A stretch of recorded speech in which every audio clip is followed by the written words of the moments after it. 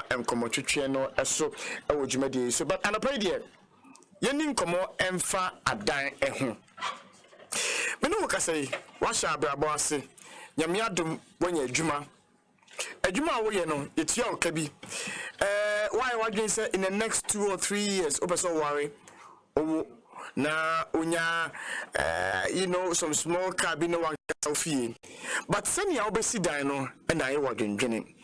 The options that are available to you are quite insane. A banner, a dan year, would you know, one sabacane.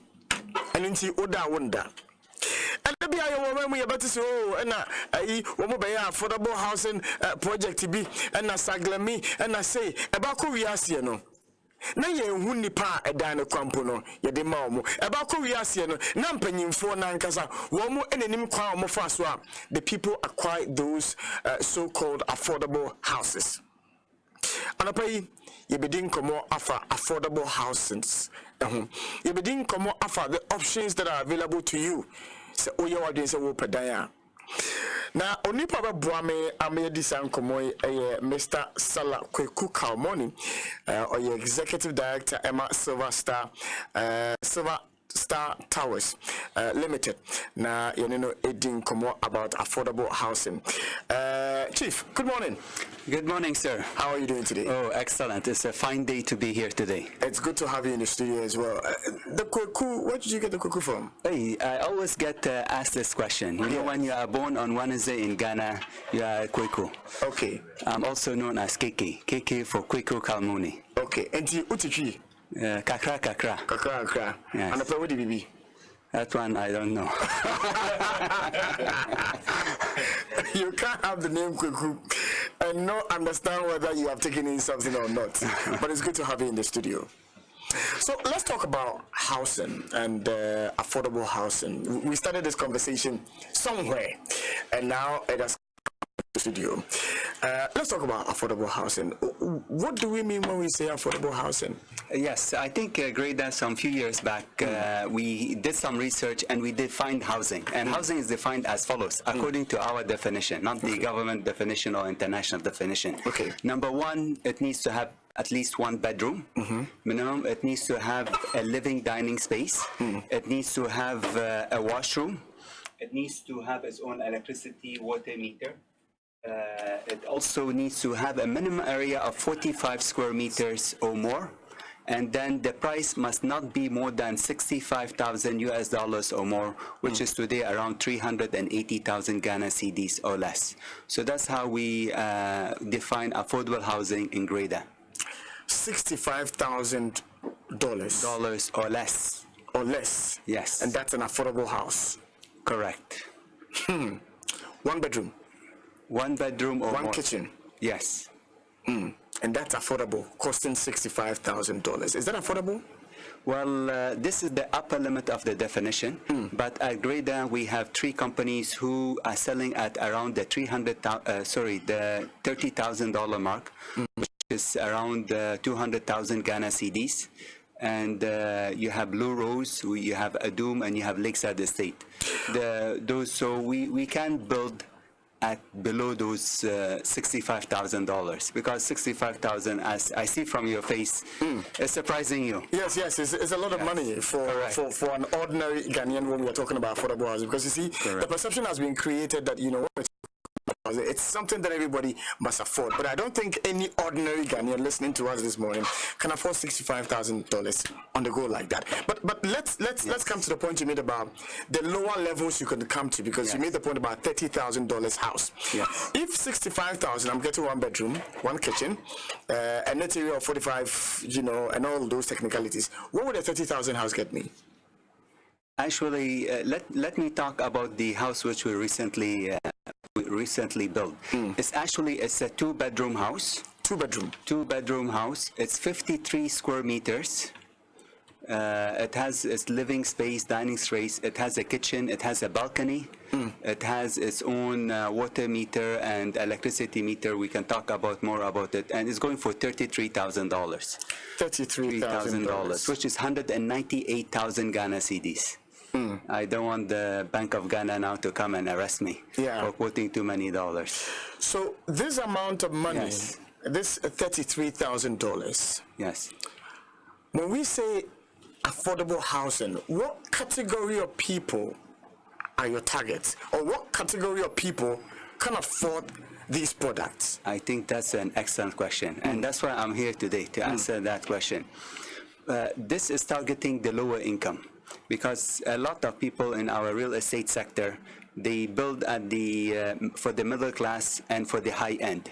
But we Grada members, we also need to satisfy the lower end. So these are the lower income. Now, affordable housing is not to be confused with subsidized housing.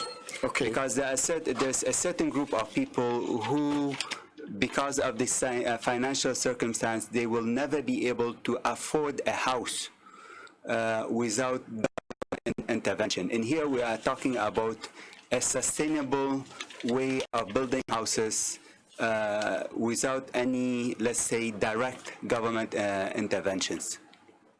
All right, so let's say the lower income folks, those are the ones we are talking about now. Let's say we are talking about them.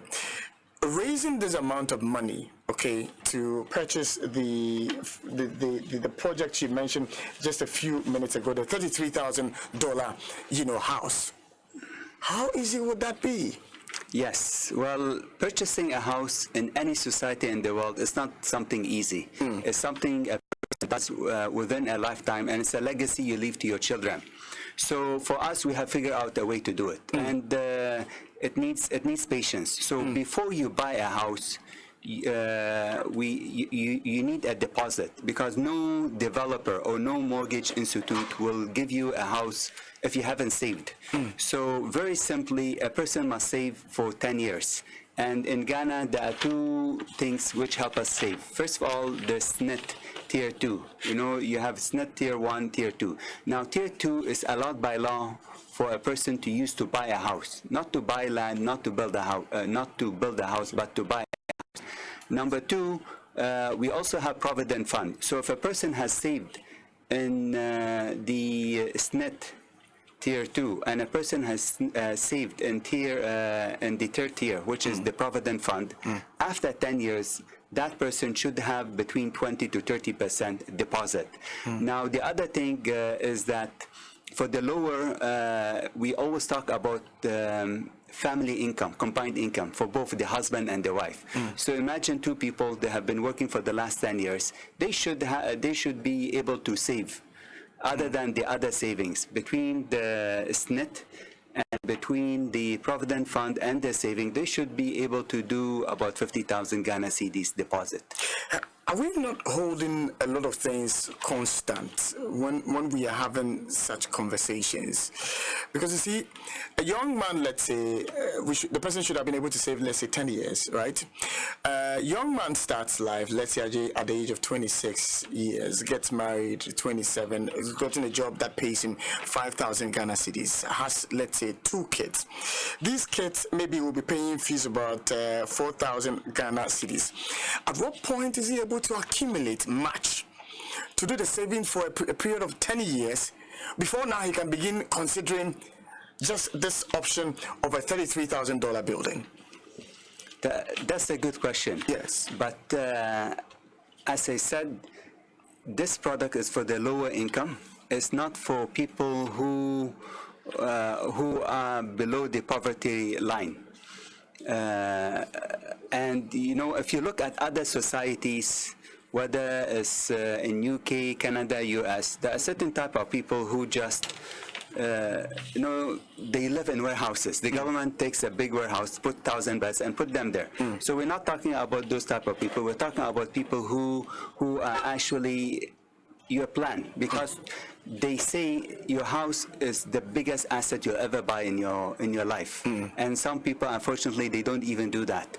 So it's going to take hard work.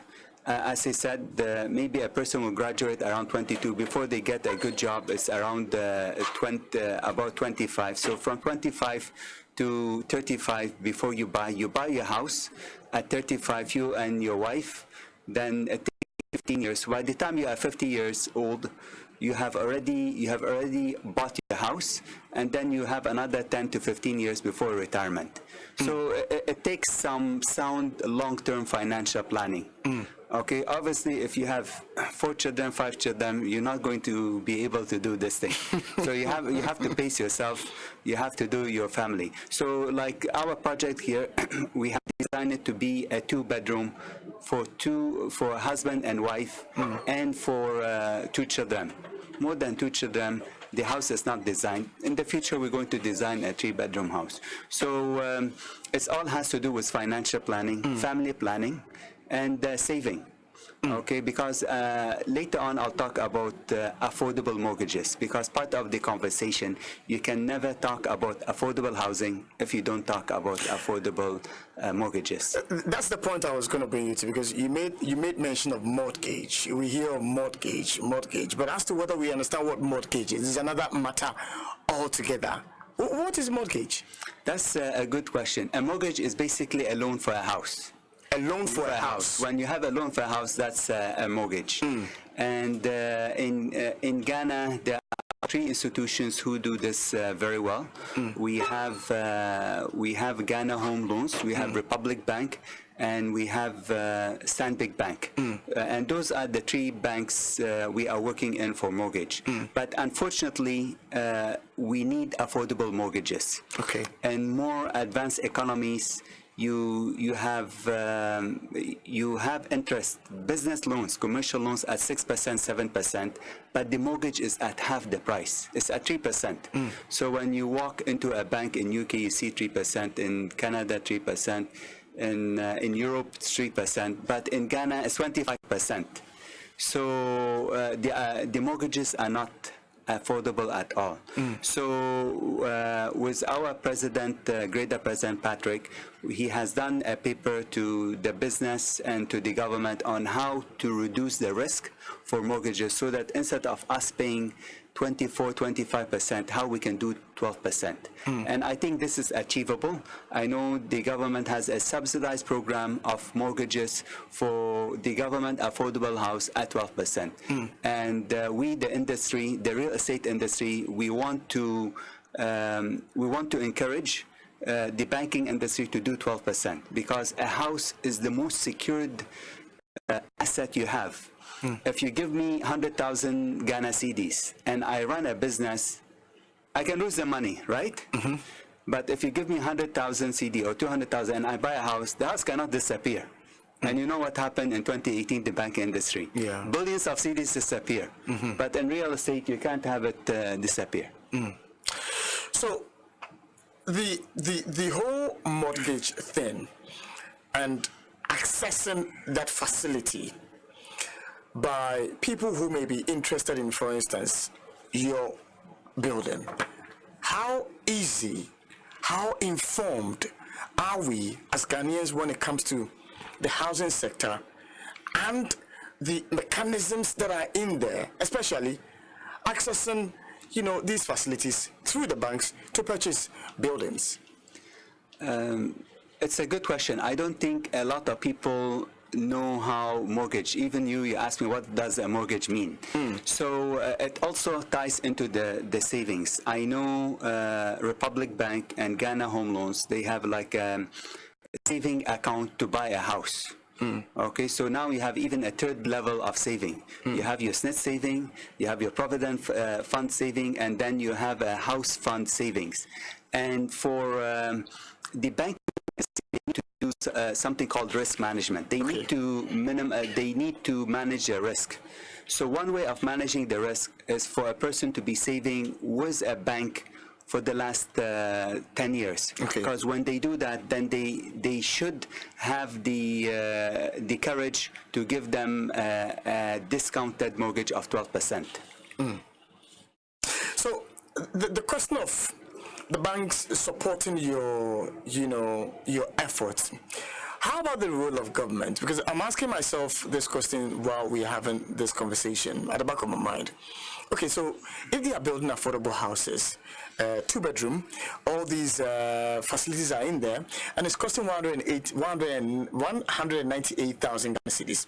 What about government interventions that will ease the burden on, let's say, your materials that you use for these buildings, so that the price could reduce from 198,000 to, let's say, around 120,000 or 100,000 Ghana cedis? Do you get government support?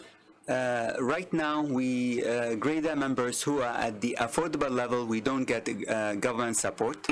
Now, there are other programs which the government is doing. But I think about 20 years ago, there was a 5-year tax holiday for all the real estate. Okay. But it was not targeting affordable housing. There you build a house like at Lakeside City, which is 198,000 or 33,000, or you build $1 million house, everybody was enjoying. So the government should do a policy, and this is my proposal. It's not a official proposal of GRADA, that any person who builds a house according to GRADA definition of $65,000 or less, the government should give them a tax rebate of $2,000 or $3,000. Now, the advantage of this, now you're only supporting, number one, the affordable housing. Number two, it only encourages companies who are already paying the tax. And number three, you are in a way subsidizing the infrastructure that a real estate developer like Lakeside Estate or Silverstar Tower invest, because when we take a raw plot, and you develop it, it costs between $20,000 to $30,000 for the infrastructure. You're talking about the laterite road, then you do hard surface road, then you do concrete gutters, then you bring transformers, high tension, low tension, then you do water distribution. And you haven't even done your house. You haven't done the fence wall. So the infrastructure cost is very high. And because we, the real estate developers, we are partners in societies. We are doing the development. Sorry, unfortunately, the chief, they sell raw land. But we developers, we put in the infrastructure. Okay, so we have a very important role to play. And I think government should give a tax rebate for those people, for those real estate companies who are operating at the affordable housing as defined by GRADA. Your work could be much easier if the banks had lower rates, mortgage rates, for people to access them. So that, for instance, if I'm getting a rate of, let's say, 7%, it will be easier for people to come down then to your place to say they want to buy a house. But at a rate of, let's say, 27, 30%, it becomes difficult. Is it not so? Correct. Absolutely correct. So what's been the challenge with the banks in terms of the rates they are charging? I know you have discussions with them. This is a difficult macroeconomic question, but I always say that the government sets the rates, because if I want to have a mortgage excuse me, at 7% or let's say 10%, and government bond is at 10% or 14%. So a person will never, the banking industry will not put the money for mortgages. They would rather put the money for a government bond. So government, I know they are trying to reduce the banking rates, the lending rates, and so this is one of them. Another thing has to do with the inflation rate. We need to have a stable CD to the dollar. But I don't want to talk too much on this because there are more expert people on this issue. Okay, so let's come to the 198,000 Ghana cedis building. If someone is listening to us, is interested in buying one, what does the person go through? Okay, for us, we believe that people must come and see the house for themselves. Okay. Okay, you shouldn't buy things on paper or on computer. You come there, we have our sales team, excuse me, we have a sales team there, so we'll show you the house, and we'll show you the terms of payment, as we said, that we like the family to pay 25%, and then we will line them up with a mortgage company, one of the three which I previously mentioned. And then we also do pre-qualifications. Like before you come to us, other than the 25%, it's good for a person to have saved for the last 10 years because you need the credibility. You need to manage the risk for the bank. So in here, we're also going to be doing pre-qualifications for the bank. So we are even doing work for the bank to help to do so that 99% of our customers will succeed. You know, statistically in 2018, the non-performance loans of the bank was 25%. But in here, for our super affordable flats, we're trying to achieve a 1% non-performing loans. All right, but give us an idea, the features of this particular product, because I'm interested in this 198,000 building. Yes, so we have done some very smart features and some green technologies. Okay. So some of the green technology we have used, we have about 20, maybe I'll mention 5 of them. Number one, we have a solar system. It's a 250 watt solar system with a 1,000 watt inverter. So it can run all your appliances, everything. So if you come to our building, showroom building, you'll see it actually working. Number two, we do rainwater catchment. Okay. And we do surface water catchment. This is for irrigation and washing. This is not for drinking. Then we have, the building is smart. It has MTN fiber optic. We did not connect it for coaxial cable because the future is internet. And we also have a smart meter. These smart meters are prepaid meters so that you control your water consumption. And the advantage of that as well is that if you, let's say you have a water leakage, you don't need to pay hundreds of CDs. Once you reach your limit, let's say 50 CDs, you have already paid your 50 CDs, then your water meter will also shut down. And then the building, we have insulated the roof. So instead of a normal roof of 0.3 mm, we put a 0.5 with plywood and felt paper so that we don't let the heat.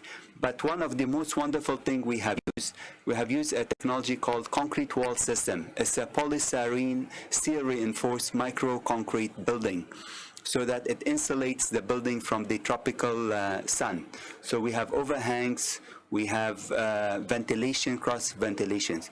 And the most important thing is that even though the building is small, it's very efficient. So you have to come there and see it. So when are you coming to see our super affordable flats? Quite honestly, I should be there this week to see the 198,000 building. I'll see you on the weekend, on Saturday. Saturday. Saturday. All right, I'll be there on Saturday, God willing. But as we're having a conversation, let's say there's a market woman somewhere. Let's say there's a trader somewhere. Let's say there's a retailer somewhere who is following the conversation and says, 198,000 building. Okay, I can buy 2 for my children, but I can raise, let's say, 100,000 Ghana cedis for each of the 2 flats I'm going to buy. Considering your pre-qualification process the person has to go through, I am tempted to say that person is disqualified. But is the person disqualified? Actually, we love this. We at Lakeside Estate, historically in the past, we do have parents who buy for their children, and they do it in a wonderful way. What they will do, they will pay for the deposit for the children, either 25%, or in your case, you even said 100,000, which is 50%. Yeah. And then they will co-sign the mortgage with their child. And the child and the husband and the wife, they will live in the house. So that's a wonderful idea where the parents, they kick off the home ownership for their children. I like your idea. It has happened to us in the past, and I think it works. Now, for the restriction for this is a two-bedroom house. We are restricting it only for families. Okay. So a family is defined as husband and wife. Whether they have children now or in the future, it doesn't matter. Yeah. But it's not meant for bachelors, because in a community have 24 families, the dynamics of families are different than the dynamics of bachelors. Yes. My reason for that question was this. You were talking about security. You're talking about guarantees. Yes. That after the payment of that 100,000 Ghana cedis, there is the guarantee that the rest of the 98,000 Ghana cedis is going to be paid by that individual for the child who is staying in that house. Yes. That's why I was afraid that person may be disqualified, but you say the person is not disqualified. How then do you guarantee that the rest of the 98,000 is going to be paid? That's where my concern is. Okay, I understand. Now, obviously, that child, he's not a child. He's an adult child. Yeah. Obviously, no 10-year-old the father will give him 100,000. Yeah. So that person is an adult child. That person is working, and they are married, whether it's a husband or wife. They are married and they have income. So that is not coming from me. It's a mortgage. It's coming from the banking institution. So the banking institution will look at the family income. Maybe the family income of the wife is big enough for them. Maybe the family income of the husband, maybe you need combined, and that's how it works. So obviously, if they cannot pay it, they will never qualify for the mortgage, even though they have the 100,000. And saving is a very good culture of savings. What are your future plans, especially for the informal sector? What are your future plans? Well, I cannot talk about the informal sector. For us at Lakeside Estate, we have a very organized urban plan. We are now operating in community number 8 at Lakeside Estate, and we have community number 9, 10, 11, and 12. So we have another 20 years of going on. And we have started in the lower income. We went to the middle income. Now we are reinventing our middle income. We also have higher income because a society must cater for all income levels, lower, middle, and high. We've also started about 3 years ago into the commercialization of Lakeside Estate with the building of the Lakeside Business Center.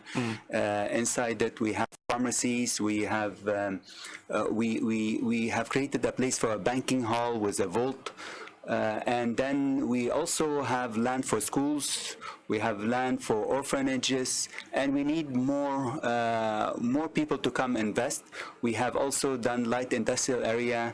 We have the Medina Institute of Science and Technology. We have Lancaster University. So we are becoming a city. That's why if you notice that in 2020, Lakeside Estate has become a city. Because when you have a city, you have everything. Yeah. We have smart communication network. We have a smart city. So we are going to become better and better as we go along, and we're not only catering for just the residential. We have already 5 years ago started catering for commercial and institutional and industrial. One of the nice thing we are working with the Swedish Ghana Medical Center is that we are turning one part of Lakeside Estate into medical tourism. Wow. Yes, so we already have a cancer hospital, specialty hospital. We're looking for cardio hospital, kidney hospital. So these are some of the things. I think you have also heard about Lakeside Marina Park. Lakeside Marina Park, eventually it will also become the Euro Disney of West Africa. So we have big plans. Wow. Wow. So our time is virtually up, but somebody is listening and is saying, okay, I'm interested. How does the person get in touch with you? Oh, okay. So thank you very much. You know, in our brochure here, we have put telephone numbers. So if you don't mind, I will mention them. Why not? Why okay, not? The number is 0552 783514, or another number is 0501 2762. Or you can also go on our website. There are a couple of websites, but I'll tell you the famous one is www.lakesideestate.com. Okay. And we're also on social media. We are happy. We are happy with Happy FM. And the most important thing, we always encourage people: please come to Lakeside Estate. You can Google us. You come to Lakeside Estate and you can Google super affordable flats, and it will take you directly there. We're open 6 days a week, Monday to Saturday. And even if you want to come on Sunday, if you give us a call, we do a special booking for you. I'll be there. A texter just sent me a message. Let me ask this question before we move on. He says for me to find out that you have a lease of 50 years and that it's non-renewable. Is it true? Correct. It is true. And this is a very good reason why we have done that. Now, if you go to Jamestown and things, you see a lot of old dilapidated houses. And Lakeside Estate, we don't do 5-year plan and 10-year plan. We are working on 50-year plan, even 100-year plans. So imagine after 50 years, there's a block. You know, houses have a 50-year lifespan. Even after 25 years, your tile spoils, your electricity spoils. So your roof, you have to replace the roof at 25 years. Imagine what happens to the building at 50 years. So at 50 years, what we want to, the lease expires. But to compensate for the people who have bought this is that we will take $1,000 from the $33,000, we convert it into CDs, and we put it, if it's around 6,000 CDs, you take 6,000 CDs and you put it in a bond, 50-year bond at 10%. You know how much it becomes? Unless you work it out for me. It comes between 500 to 600,000 Ghana cedis. So after 50 years, whoever is the last owner-occupier of the building will take that money as compensation. And number two, whoever is the developer, I don't know whether I am around or you're going to be around. For me, I'll be over 101 years old. So we also, whoever is the developer will take up to 5% discount. So we have already even planned the beginning and the end. So after 50 years, the place is no longer for you? Yes, the place is no longer for you. We need to do redevelopment because the building, they will become unsafe. And you know how it is in Ghana. It's very difficult to get 24 people to agree to do redevelopment. So we have built that 50-year plan into it. Chief, we are grateful you joined us this morning. And this weekend, I'll be there. Thank you very much, and Pacho Madasi. Akwaba. Thank you. This is your tree. I couldn't even understand it was tree. That's Mr. Kalmoni joining me, Kweku Kalmoni joining me this morning, talking about the housing sector and the efforts they are making as an entity to ensure that they bridge the gap. It's a very huge one. The ratio is a very huge one, and if you follow the conversation and that your plans of owning a house or a building, I believe it would be most appropriate if you call them on 055-2783-514, 055-2783-514, or 050-1276-285, and get in touch with them. Ask further questions you may have that maybe I couldn't ask because of time, and then let's take it from there. We're going for a short breather.